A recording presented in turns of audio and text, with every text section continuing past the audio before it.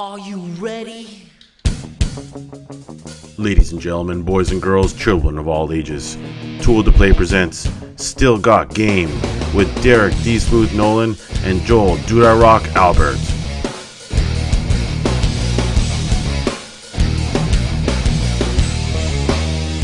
This episode of Still Got Game is brought to you by GoDaddy. Hey now, welcome back, ladies and gentlemen, to Still Got Game, episode 34. Still Got Game is the official podcast of ToolToPlay.com. I am, as always, Derek D. Smooth Nolan. And I am Joel Dude I Rock Albert. What's going on, Joel Dude I Rock Albert? My good Not friend. much. Finally got the setup halfway done. I still have some things to get back from insurance, but I have a monitor now, so I have a real monitor. And other than that, I'm glad to finally be back on the show and finally actually be able to do this podcast without using my laptop. That's kind of nice. Yeah, you sound pro this time, and you made some changes to the mixer setup that remove a long-standing audio problem that you caused for no good reason. Well aware and of. you knew you were causing, yes. Yeah. So it is definitely nice to have this set up, and we were obviously off last week. I was out in Seattle. You were just waiting, not doing a show. Just waiting to get stuff. Actually, is what I was waiting to do. Yeah. So now we have stuff, and we have a show, and we're back. So hopefully we'll just hit the ground running and kick some ass. And from this point on, until we get to our E3 show, we should have a show week after week after week. Well, for the 3 weeks before E3, but then you're gonna miss that week, and then it's gonna be epic the week after. So hours and hours of us. Yes, 3 hours. 3 hours of us. Of fun. It's gonna be a late night for me here, and Tiff. Because she'll be on the have show to participate, and she's gonna hate that night. Well, because I won't have taken any notes, and I'll just have to defer to whatever Tiff wrote down and comment. No, you'll have taken notes. They're gonna be like, "I came everywhere, jizz, fuck." They're gonna actually the same as my notes. Yeah, right. We'll just have to reference each other. There's no reason to actually even take notes. For this one I wrote "came all over the place," and you're like, "I wrote skeet." That's what I want. I want to get like a stamp where I just go skeet and just stamp it right there on the notepad, and I'm done. That's what we need to put on the booths is the Skeet Award winner. Right. Yes. Exactly. Tool to Play. We're so proud of that. All right. Well, on that, why don't we hop right in the show, and we'll start off with feedback from last week's show. Remember, if you want to leave us a voicemail, it will cut you off after a minute.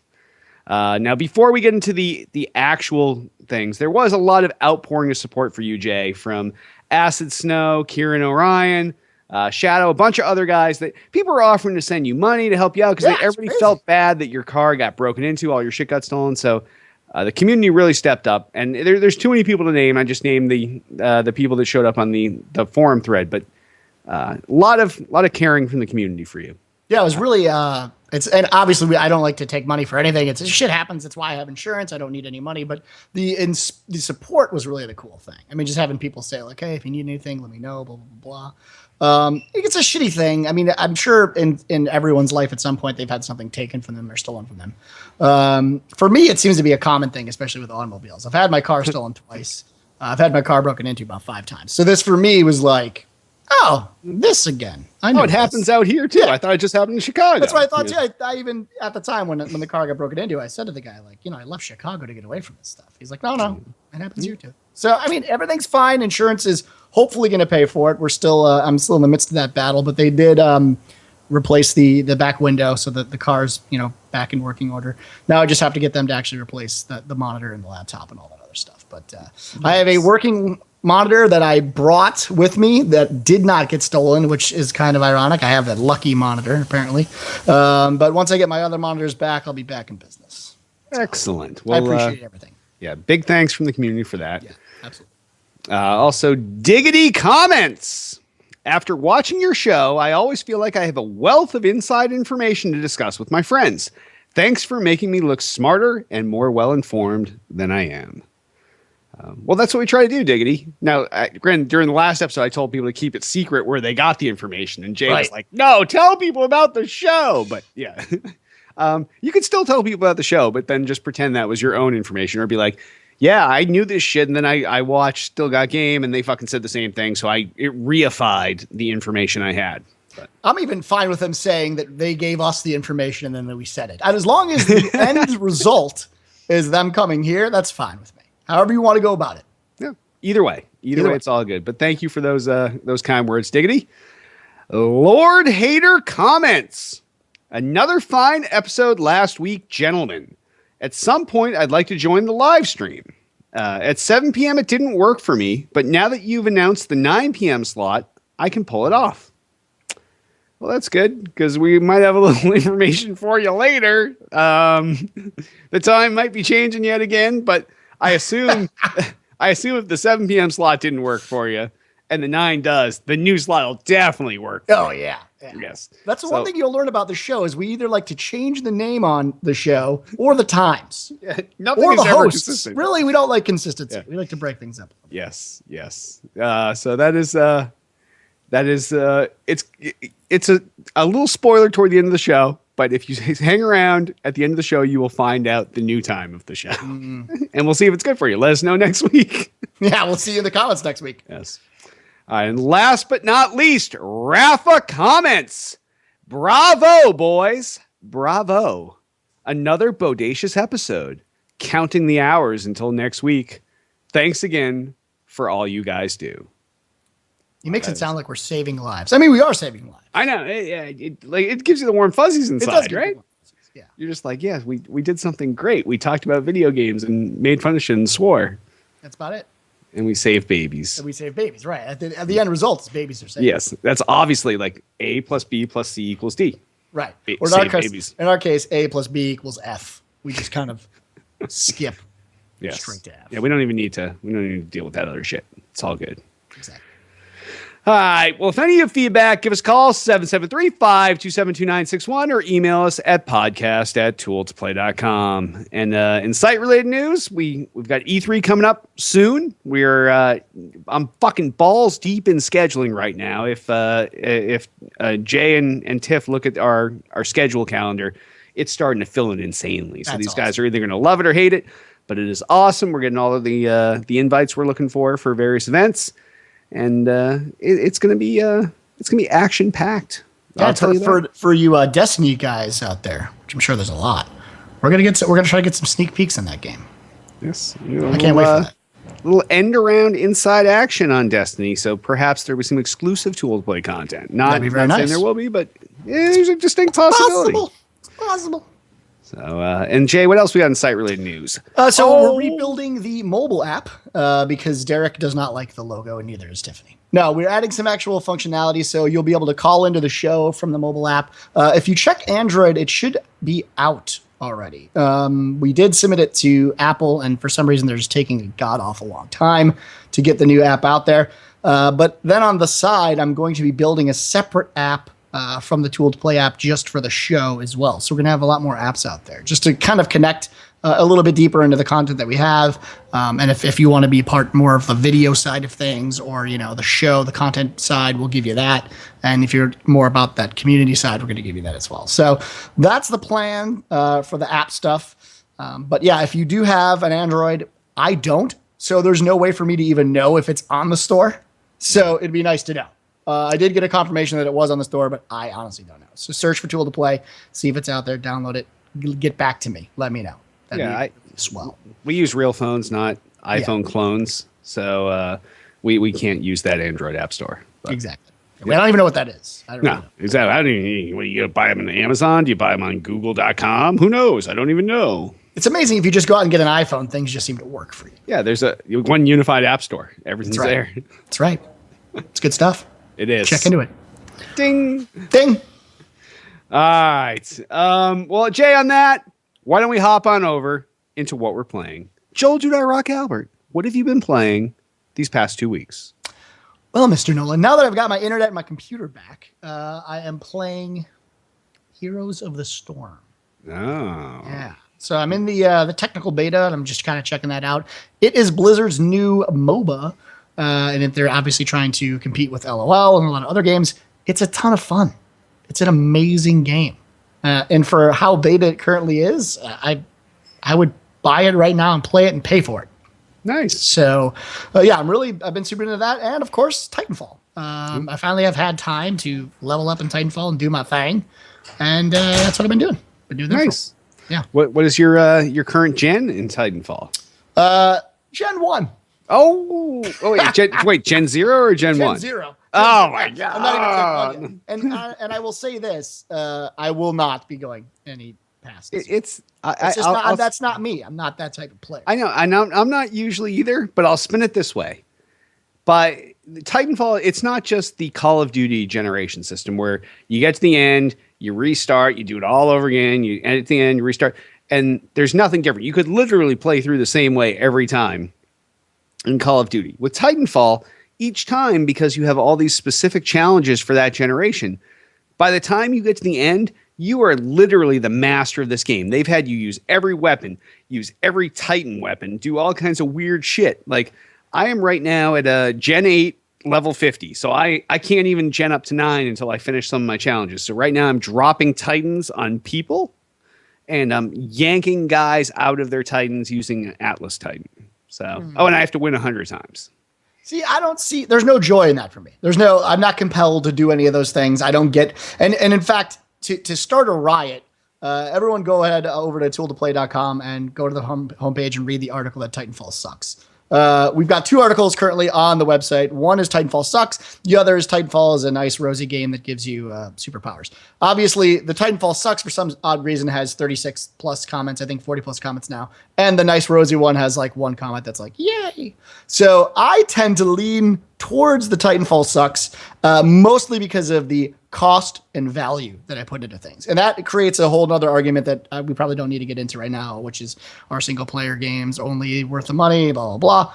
But my problem with Titanfall is that I don't feel the replayability, even when you give me that sort of, going to Gen 1, going to Gen 2 thing. Wow. So it's a good game. As a shooter, I do like it. That's the thing, is I actually think the gameplay is compelling.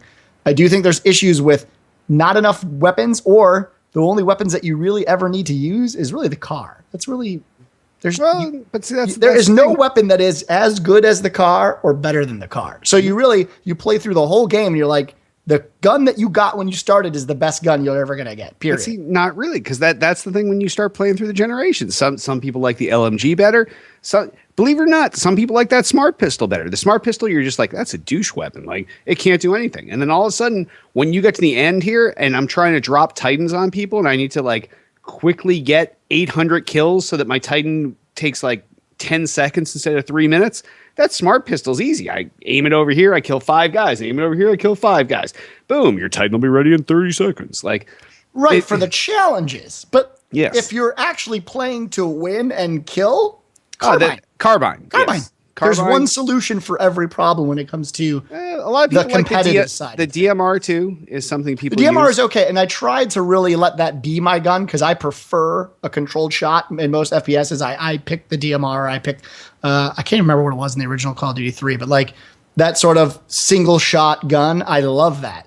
But it's not. It should technically be more powerful than the carbine is, and it's not. Because I think the rate of fire from the carbine is so fast that it ends up being a better weapon. Because you can just, shoot in random locations, eventually get your bead on someone and they die. Whereas with that single shot, you're kind of limited. So I don't know. I mean, I do think it's a good game. Like at the end of the day, I probably don't fully agree with Sarcasmo on that article, but I do think it sucks in a lot of ways for the money that I've spent on it. So, and again, it's an opinion, right? We all have them. Right, exactly. Opinions are like assholes. Everybody's got one. Exactly. My opinions are generally just more correct than others. That's all. No, as are mine, which I enjoy the fuck out of that game, and that's all I've played the last 2 weeks. Fair enough. All right, Jay. Well, on that, why don't we meander over into the new releases? It's another light week, so don't worry, folks. And it's only multi-platform releases this week. So the first multi-platform release out this week is Wolfenstein the New Order. And this is out for the Xbox One, the PS4, the 360, the PS3, and the PC. This is Machine Games' stab at the Wolfenstein series. It's a single-player only FPS, like we were just talking about, multiplayer versus single-player. It's set in 1960s Europe, and it's in a world where the Nazis back in the 40s won World War II. So obviously, I mentioned this during some other episode when I played it at PAX East and loved it. But yeah, it's that kind of alternate timeline, first-person shooter game. Your task in the game is to defeat and overthrow that Nazi regime, and it is awesome. Like when we saw it last year at E3, it blew so much dick. It was terrible. Yeah. Nathan Lane was like, "Oh, you're gay!" Like, it was horrible. But now, after PAX East, I was really impressed with the game, and it is amazing. Plays well, graphics are awesome. The storyline's actually pretty compelling, and to get someone to play nowadays to play a single player first person shooter where all you have is that campaign, it takes a lot to separate a man from his $60 when you know that the length of the game is only the length of the campaign, and I think they've really hit it here, and I may actually pick this up. Well, I mean, again, it's funny that this came at the same sort of time that we did this Titanfall stuff, which it all comes down to that idea. Can you separate yourself from $60 if the game doesn't give you both of, the best of both worlds?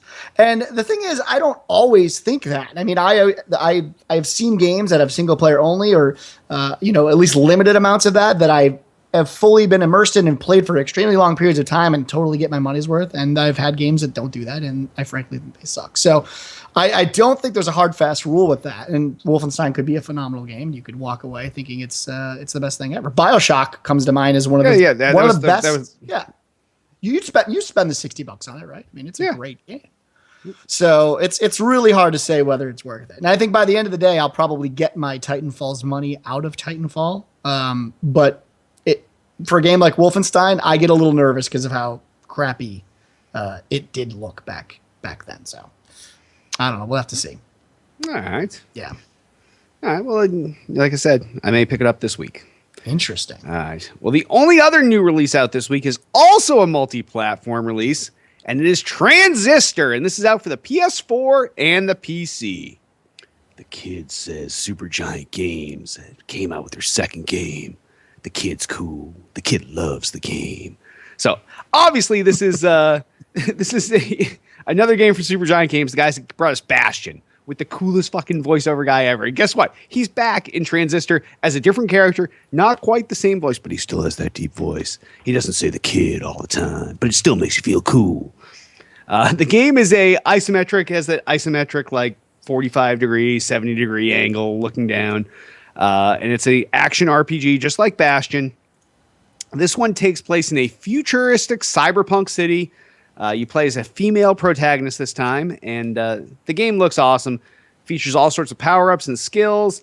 It's got this cool system of multi-part move chaining, so you slowly build up a number of chainable moves over time. You can be like, I'm going to do this move, this, and when you unleash that, they all happen in rapid succession, and you kick massive ass in no time at all. Like I said, the game looks amazing. The kid wants you to play this game because the kid looks awesome. It's definitely, I would say it's on our radar, but Tiff is upstairs playing it now. We are, I know it doesn't come out till tomorrow, but we are in a little bit early here. So this is definitely something we were going to buy anyway, and now we're reviewing. But you know what? I got a little secret for you guys out there. I have a code that we can't give out till tomorrow because you're not press. This is for those of you that play on the PC. So this is a Steam code that we will give away tonight on the show. So someone that does something in some contest that I'm about to pull out of my ass, the first person to do that magic shit will get a Steam code for this game that I will give to you tomorrow because I cannot give it to you tonight. I guess it's going to be a multi-parter here. All right. This show has still got game. Before that, it was Gaming Under Influence. Before that, it was Too Old to Type Radio. Now, this show started a long, long time ago as Too Old to Type Radio. It was kind of willy-nilly, seat-of-the-pants kind of show. Then it went away. It took a hiatus before it came back in a massively professional format. But, but as it came back, the very first show that it came back, all you have to do in chat tonight, anyone that's here, that play. I'm looking at Tiff's by he means me.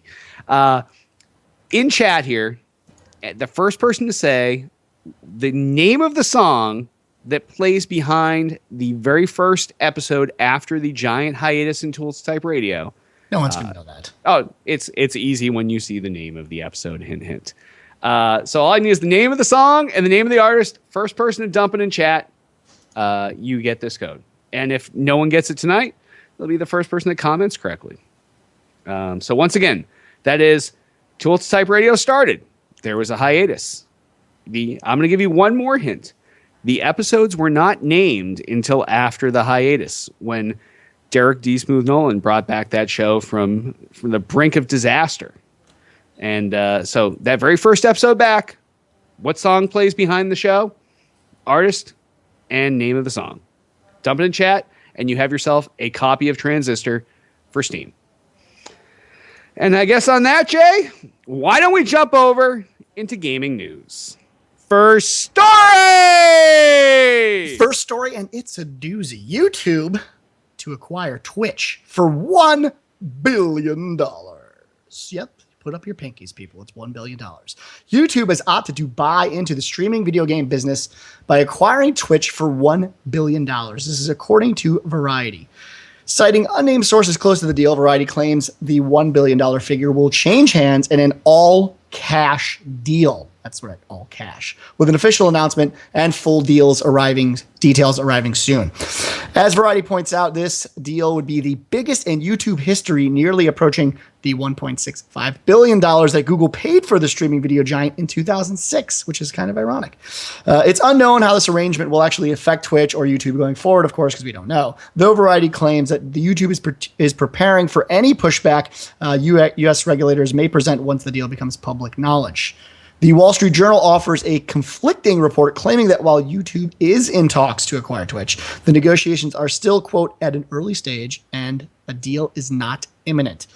Like Variety, the Wall Street Journal cites anonymous sources close to the deal, but either way, what do you think about? I mean, this is kind of big. This could hurt Twitch, depending on your perspective, or it could be a big thing for them. So, what do you think about this deal if it goes through? If it goes through, this is one of the biggest deals for like that number is almost as big as what YouTube costs. It's 2/3 of what YouTube cost at the very beginning. So that's insane. So it's like the entire service cost this, and now years and years later, they're going to buy something for 2/3 their own value when they were bought. Now, what you're saying about the downsides, very possible. Very possible. Although there could be upsides too. Like now you start Twitch, every time fucking giant ass ad, and it's unskippable. It's the same fucking ad you see every time. And God forbid you want to switch to another stream, you get another ad right away. Like it's not like, oh, he watched an ad in the last minute. It's like, oh, you want to switch and check out 10 streams and figure out which one you want to watch? 10 ads for you, unskippable. Not that we don't love Twitch, because that's where we're broadcasting right now, but there are some user experience issues with it. Well, obviously the idea that we could actually get better infrastructure for Twitch, and a lot of the things that Twitch has stated in the past is that it's very hard, obviously, to create a service like this. It's just a hard thing to do. I happen to work in this exact industry, streaming, and I can tell you, creating an infrastructure where you have live streaming, the servers are always available for bursts of traffic at any given time is a very hard thing to do. And so obviously the idea would be, you've got YouTube behind it, you've got Google behind it. Things are going to be a lot easier. So that may be one thing, but I don't know if you've been sort of following up, especially on the Variety article itself, if you guys go out there and check it out. There's a lot of negative. I would say 90% of the comments are negative. Now, on the internet, that's pretty much the case anyway, right? People don't everybody comment hates unless everything it's on the negative, internet. right? If things are good, no one comments. If things are bad, people comment. So, but I mean, a lot of people are saying they don't want the Google Plus fiasco that YouTube had put into place when they changed their comment system over and things of that nature, which I think is valid because that was a huge foobar. But I don't know. At the end of the day, people are saying don't sell out, don't sell out. This is the point of creating a product, is to sell out. I mean, the point is to really, especially with someone like Twitch, Justin TV didn't work out. This is obviously the same guy.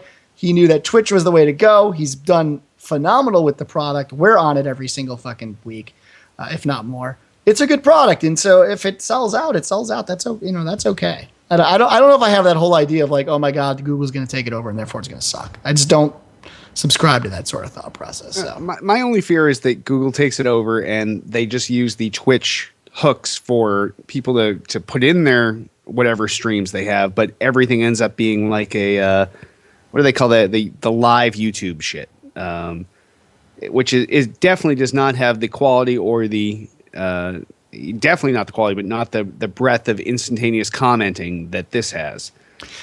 Yeah, I don't know that they'd want to go against the brand. And that's something that Google generally, this is the thing is that people don't seem to realize. Google generally doesn't really go, when they buy or acquire something, they don't generally go against that brand and try to like inject their own stuff into it. Yeah, now you say that because remember Google used to have their own video thing when they bought YouTube, and then that just kind of ate it. What was that? It just Google went away. Video? It was Google, not Google Play. I think it was called Google Video or something. Google Video, yeah, it was something very simple. Yeah, but yeah, they don't really do that. When they see a product works, that's why they're buying it. The most I could see them doing is allowing you to sign in through their Google Plus platform. That's really the furthest I can see them go. And you could really already do that anyway with Facebook and all those other ways to use a single sign-on. So I wouldn't think that would be crazy. You know what I mean? But we'll have to wait and see. It's interesting, but nothing is confirmed, so we really can't tell until we know. Time will tell. Yeah. All right, next story. Microsoft announces, this is another doozy. What a crazy week. $399 Connect-less Xbox One. And, of course, dropping the gold requirements for all of their apps. This is via The Verge. Obviously, giant news. People are conflicted on this one as well. In a surprise move, Microsoft is planning to release an Xbox One without Kinect on June 9th. The new variant will be priced at $399, a figure that closes the $100 gap between the Xbox One and, of course, the Sony PlayStation 4. Despite the early promises to developers and Xbox One owners that Kinect would ship with every console, it is clear that Microsoft is having to change course and listen to its consumers. Quote, "We've also heard from people they just like to play games with a controller in their hands," says Microsoft's head of Xbox, Phil Spencer. "We will continue to innovate the Kinect. I think it's an important differentiator for us, but I also know there are people out there that want to make the choice when they want to make it." So a little bit of backpedaling.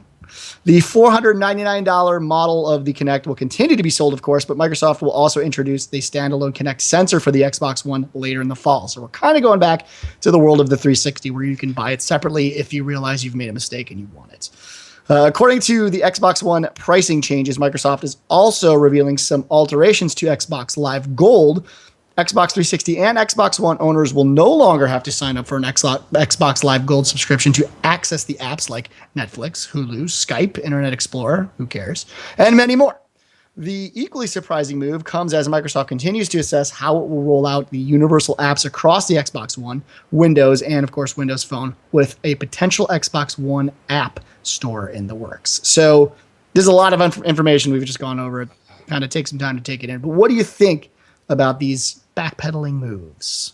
I think this is the worst possible move. Agreed. I think it's horrible. The one thing that they had going this time was they said, you know what? We're not going to let developers down. Everybody that has an Xbox One will have this Kinect sensor. So developers, come out there, develop your Kinect titles.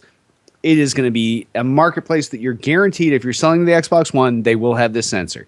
And Fantasia Music Evolved from the Harmonix people is out. We're going to see that again in E3 this year. It is going to be fucking the tits. And who knows what other Kinect titles are in development right now. So now you're basically slapping all those guys in the face and being like, yeah, I know we told you this, but I'm Phil Spencer from Microsoft. And, you know, I didn't really grow up in the Xbox division, so I'm feeling like maybe we just need to reel something out to get that price down to $399, and that's going to be the Kinect. And then I'll just sell it in the market at that price. And if people want to Kinect, they can buy it later. But you know what? That's fucking all these developers over that you sold this on for years now.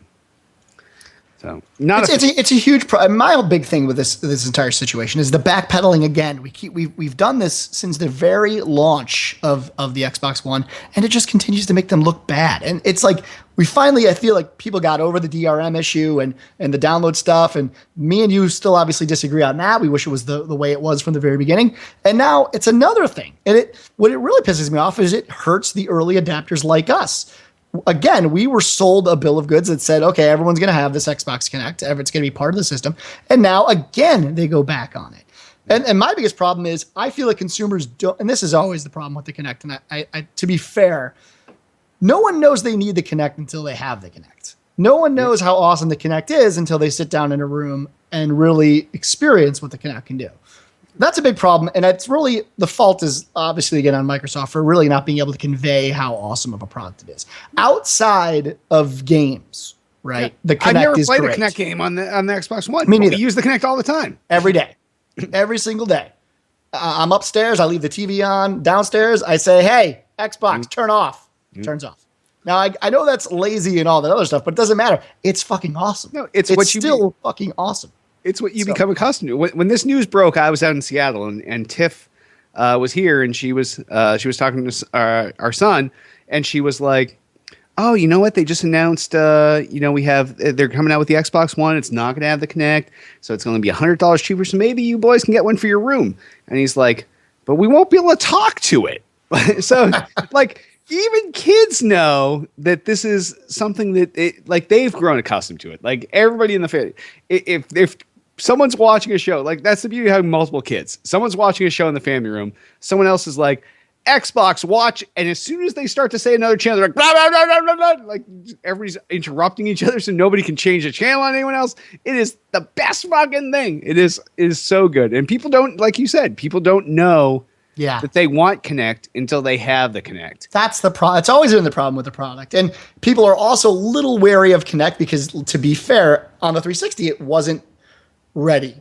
And in many ways, it's probably still not ready, but it's so much better than it was by such a large margin that I think people don't really realize. And again, it's impossible. Like it's really impossible to know until you sit down and use it. So I don't know. It's kind of a bummer, but at least if you were on the fence about getting into the Xbox world, you can do it now. Now, the biggest problem is, what is the differentiator now when you make that choice? Why, even though it's the same price as the PS4, are you going to go to the Xbox? You don't have that reason anymore.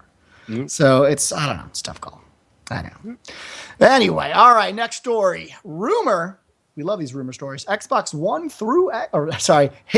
through Halo 4 to be bundled in with the Master Chief Collection for the Xbox One. This is via joystick. The saga of Master Chief will be packaged up in Halo, the Master Chief Collection for the Xbox One this year. Reporting from Engadget.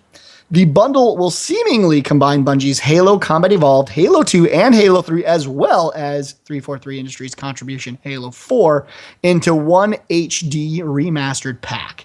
The Master Chief Collection will apparently ignore Halo 3 ODST. That's fine. And, of course, Halo Reach, totally fine, in order to hone in on the story of our iconic hero. The bundle would tide fans over, of course, for the series for the time being, as Halo 5 Guardians is slated to launch for the Xbox One in fall of 2015. I don't know. Is this good? You're freaking out. For me, it's like, I'm done. It's fine. It's over. But, I mean, you care? You really care? I fucking love Halo. I fucking love it. God. You're going to play Xbox One. Are you really going to go back to Halo 1? Is that really going to happen for you? If it's fucking 1080p, massively high fucking def, and like to sit through and play through all 5 campaigns in a row. Like imagine if this came out like a couple weeks before Halo 5, and you're just like, it's been so long since I played a Halo game that was part of the full Halo story.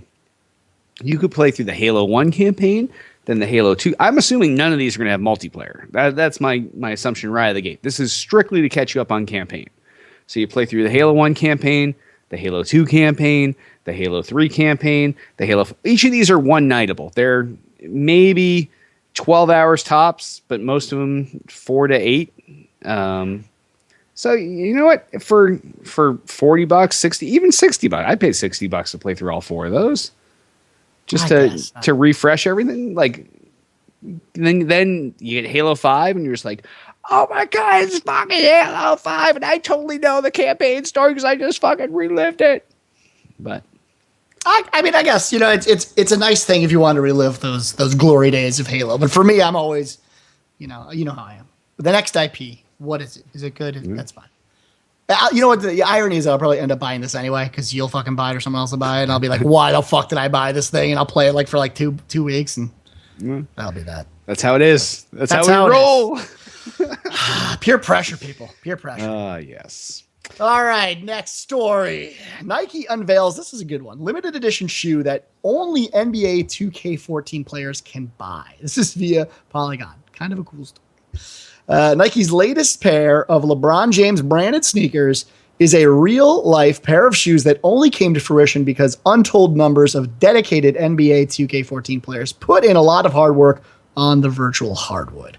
According to Nike, it is the first physical basketball shoe to be unlocked from a video game. This is fucking weird. In honor of James' appearance on the NBA 2K14 cover, and Nike Basketball worked with 2K Sports and developer Visual Concepts for this unique promotion. Nike designed a special NBA 2K14 version of the LeBron 11, which debuted last year to mark James's 11th year in the NBA, with a promotion run limited to 2,014 pairs. Get it? 2014.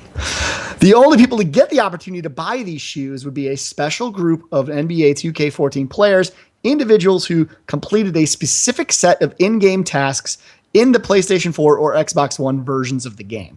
Those milestones included playing a minimum of 60 games in the My Career mode, earning an elite ranking, creating a shoe inside the game's Nike Innovation Kitchen, and choosing the Nike sponsorship path in the game. According to Nike, the goals required a total of about 80 hours of playtime, which actually is not that bad. Players who satisfied the requirements had a chance of being part of the group who could pre-order this $220 pair of shoes. So Nike even got paid. You spent 80 hours to pay somebody. Good job, guys. Nike's design for the NBA 2K14 edition of the LeBron 11 combines a jungle print and a crimson upper portion that are meant to symbolize the heart of a lion. That is the cheesiest shit I've ever heard. According to the press release from the company, Nike is notifying the 2014, literally the number of winners, and the shoes will ship out soon. So that is, yeah. That is unheard of. I can't remember any game where by playing a certain amount of the game, you unlock a physical real world good or the ability to buy a physical real world good. It's cool. It's cool. It's cool. It's weird. It's just weird. It's like I guess the cool part is gamers tend to put in 80 hours of time into their video games anyway. And gamers tend to want to be awesome at the video games that they play, or at least we do. And it would be nice at the end of that to get, like in Halo, it'd be nice to walk away with an actual DMR, just hang it up in my closet. I'm like, look, I've got this super dangerous weapon I was able to buy by playing. It's weird. I got a semi-automatic weapon. I can bring it home. It's huge. I can murder a lot of people with it. What a great time playing that game. See, actually, you know what? Now, I think you stepped into something here. Every game, no matter what kind of game it is, should offer some physical real world thing, no matter how dangerous. It doesn't matter. You go play the old school Call of Duty, you can get yourself like an old school fucking mine that you can mine your backyard with. Like, it's rusty. It could go off at any second. You don't care. It's World War II, dude. It's World War II. It's got to be real. It's got to be legit. Like it gets hand delivered in some kind of armored car and they drop it off. They're like, okay, and now it's out of our truck. And like you take all responsibility for this mine. Way to play 1,000 hours of Call of Duty 2. Yep, good job. Like, I think that needs to happen. I think that's a totally fair thing. Yeah, this is I don't know. Maybe we'll start seeing more things like this. It's definitely interesting. I want to say we've heard of this in like Asian MMOs at one time. Like someone got like a replica like Sword of the Damned or some shit in some MMO. I don't know. I feel like this is like something I've heard of before. But it's still cool.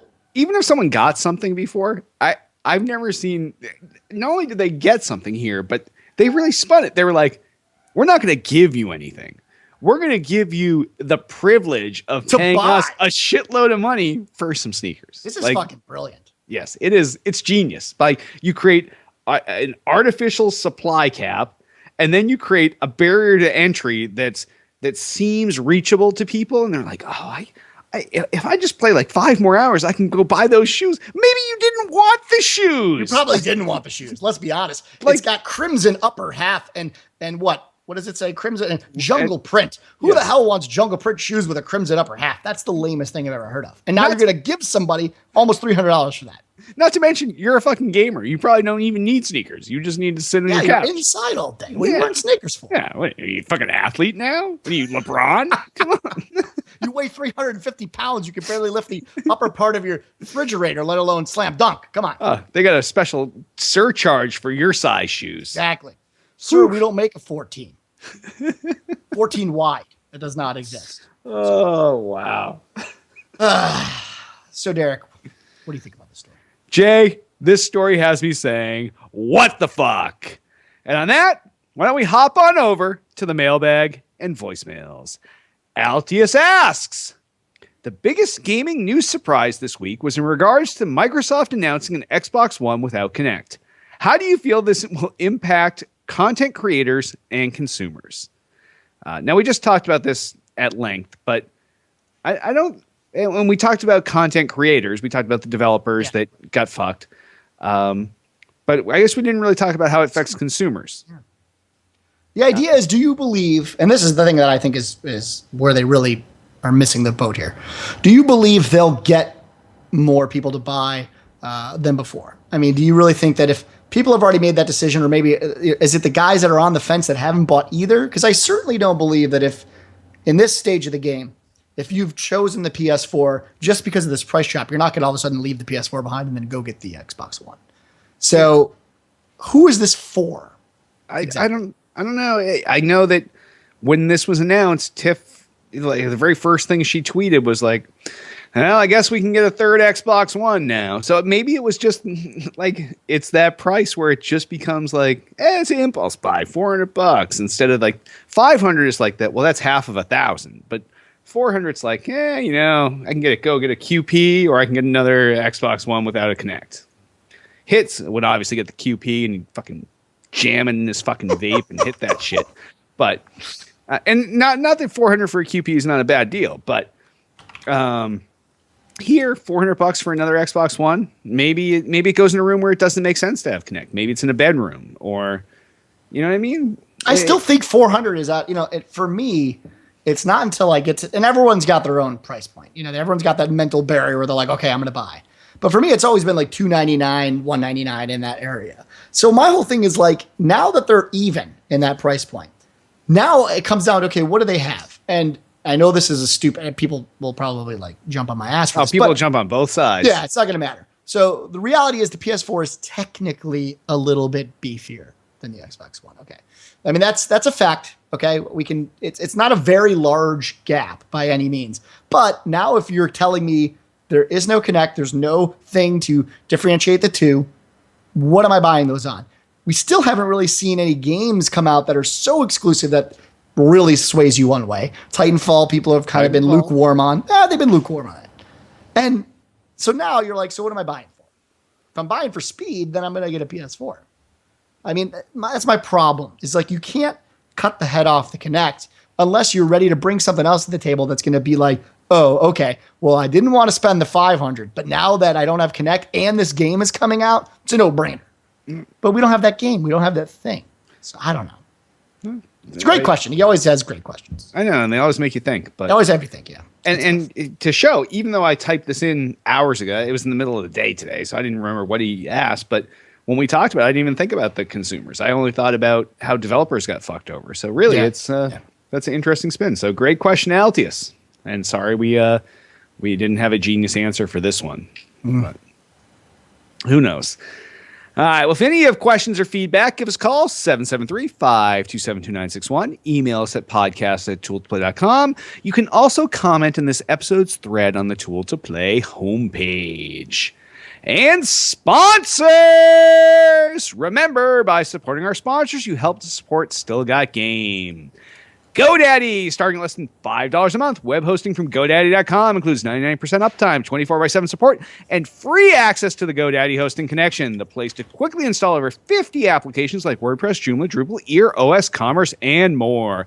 Go to tooltoplay.com/GoDaddy for great deals on new .com registrations and renewals, starting at just $1.99. Some restrictions apply. See site for details. Get your piece of the internet at GoDaddy.com. And if you'd like to sponsor us, email us, podcast@tooltoplay.com, 773-527-2961. Tell us what you want to sell. We'll tell you what you're going to pay us. We'll sell it. You pay us. Boom. Done. Twitter us up. You can find everything Tool to Play related at twitter.com/Tool to Play. Everything podcast related at twitter.com/still_got_game. King of the fucking internet, god of every fucking thing that's fucking holy, am at twitter.com/Derek Nolan. Wow. Twitter.com/Dude I Rock. You have no swears in your description? No, Oh, I'm just gonna be nice and polite.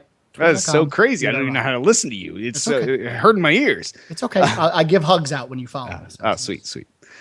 All right. Facebook the fuck out of us. Facebook.com/tool2play. Facebook.com/Derek Nolan. Facebook.com/Dude I Rock. It is so hard to see. You all don't see him all the time, but he is losing his shit, which makes me lose my shit, which then impacts the show overall. It's true. We have a little thing called the YouTube channel, youtube.com/tool2play. Go there and subscribe to our channel. You will be informed every time there's new video content from Tool to Play, whether it is your weekly dose of Still Got Game, whether it's your monthly or bi-monthly dose of Thick and Thin with LB and Duty, or it is the random spattering of, hey, a new game's out. It's time for hits, motherfucking quit, hit, motherfucking hits. And that's Hit Show. And people, big fans of that show. Every time a new game comes out, he'll go out there at midnight. He'll get that game and he'll milk that shit until, he'll milk it literally. He'll fucking come all over that package before he even opens it. Then he'll fucking take a few vapes while you watch him. He just passes out at his desk. He's just like slumped over, like, oh. Yeah. He's post-coital with his sealed game. He's got his thumb in his mouth. He's got your game. He's just like, oh yeah. And then he takes that vape. It's like, starts it all over again. This is it, man. Thanks for tuning in to Hits, motherfucking quick hit, motherfucking tick shit, fucking hits. I've just opened a brand new game today. Oh my god. I couldn't control myself, I fucking came all over it, But you know what? That comes on the shrink wrap, So I just peel it off. Crinkle. It loosens the adhesive, frankly. Yep. And then finally, once Hit is done coming and he's fucking all sticky and fucking shitty, he fucking tears that shrink wrap off, puts that disc in his console, and then you've got like a 4-hour live stream of brand new game content. Right. Yeah. That's really that's your cum shot is when he finally gets to play the game. But everything else before that, he's just it's the slow build up. Yeah. Well, for that's you, how he is. For him, he's already come 10 times. But for you, it's the slow build up, the foreplay. And when he finally puts that disc in the console, sometimes you pre-jack right there. You're just like, no, I wasn't ready yet. But you don't even know what the game is. You don't even, at that point, you don't even care. You've committed for 2 hours and you have 4 more hours to go. So it's like he's tantric. Exactly. In fact, he needs to rename his show. Yes. Get tantric with Hit. Oh, that would be so sweet. All right. So the moral of that story was go to Tool to Play, youtube.com/Tool to Play and subscribe, and you'll be notified when all that stuff comes on. We also have the app in the App Store, iTunes App Store. It will be there hopefully by the time you hear the show. If not, it should be there. There's one there. It's just the shitty one, but the new, better one will be there soon. If you're an Android poser, one of those guys that you're just like, I'm so anti-establishment, I could never have an iPhone. Hey, I hate Apple products too, but I love iPhones, okay? You know why? Because they're fucking sleek industrial design and they work. But if you're just like, fucking Apple and Steve Jobs was a piece of shit. I danced on his grave, motherfucker. I got Android and that's all I have. Well, if you're an Android guy, it's already out in your whatever fake app store you have. Just go search up Tool to Play and you'll find that shit there. And it will be on the real app store very soon if it's not already there now. Right. Download the app, check it out, and let us know what you think. Just give us in the comments here, podcast@toolplay.com or 773-527-2961. Also, please rate and review this podcast in iTunes. Like we talked about earlier during that contest, this show has gone through 3 iterations, all separate shows as far as iTunes is concerned. We didn't want to rest on our laurels of awesomeness, so we tried to rebuild our audience each time in a dumb way. Dumb way. Yes, it was one of my lesser decisions that I've ever made. But so now we need you to go there and rate and review the podcast. Rate and review it on iTunes. Give us 5 stars. Tell people we're awesome. Tell people it was sick shit. Whatever. And had you been one of those people that was either a iTunes subscriber or looked through the history, you would know that earlier in this very episode, when I talked about the history of Tool to Type Radio and that contest for giving out the copy of Transistor, Well, Selden 007 hit the correct answer, which was Dave Matthews Band, Old Dirt Hill, Bring That Beat Back. And that was the song that played entirely behind that episode of Tools Type Radio at the time. That's when we brought the beat back, and it has been beating ever since. And now we're in like another 6-7 years since the show came back online. So congrats, Selden 007. You will get your code tomorrow, since I can't give it to you today. But so yes, please rate and review us on iTunes, 5 stars, and tell people we're gods. Also, subscribe to us on Twitch TV, twitch.tv/toolsplay. We need subscribers there too. We go live all the time. Sometimes it's this show. Sometimes it's other shows. Sometimes it's hits motherfucking quit hit motherfucking hits, or hits fucking tantric time with hit, or whatever it's called now. Sometimes Hit's going to do a whole show where he just vapes. It's just, oh, that's a great show. There's not even any video games. He's going to be playing, but you're not going to see the game. Camera's going to be on for that. It could just be like off into the corner. I don't even know. Yeah. The camera could be off in the corner. The camera could just be on Hit, just vaping the whole time while he's playing. It would be the opposite of every other Twitch thing, because Twitch, usually you see the game footage. Sometimes you see the guy playing. Hit's going to be the exact opposite. You don't even know if he's really playing, because he's just vaping. He's like, yeah, I'm playing Titanfall now. And meanwhile, like, you go look on the Xbox Live status, and he's playing like Barbie Horse Adventure on the old Xbox 360. But oh, it sounds fantastic. Yes. But yeah, so twitch.tv/toolsplay, subscribe to us there. Now we do have a little bit here before we finish up. The time of the show, we're still experimenting with various different times because different people have different conflicts.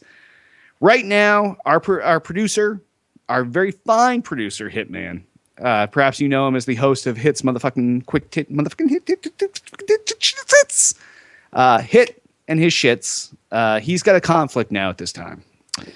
So we're going to try next week, and we're going to bounce this around until we find the right balance. But next week we'll be on at 10 p.m. Eastern, 7 p.m. Pacific. And that may or may not be our new permanent time. So after next week, or actually, you know what? Weigh in now. Let us know. This one has to be on podcast@toolsplay.com. Just email us. No calls, just so we can have all of our votes in one spot. So let us know, podcast@toolsplay.com. What time would you prefer the show to be at? Do you like the 10 o'clock Eastern, 7 p.m. Pacific time slot better, worse? And but definitely next week it'll be that time, and we'll experiment and we'll see what works. So on that, why don't we wrap this episode up? I am Dirk D. Smooth Nolan. And I am Joel Duda Rock Albert. Let's bring that beat back. Bring the beat back.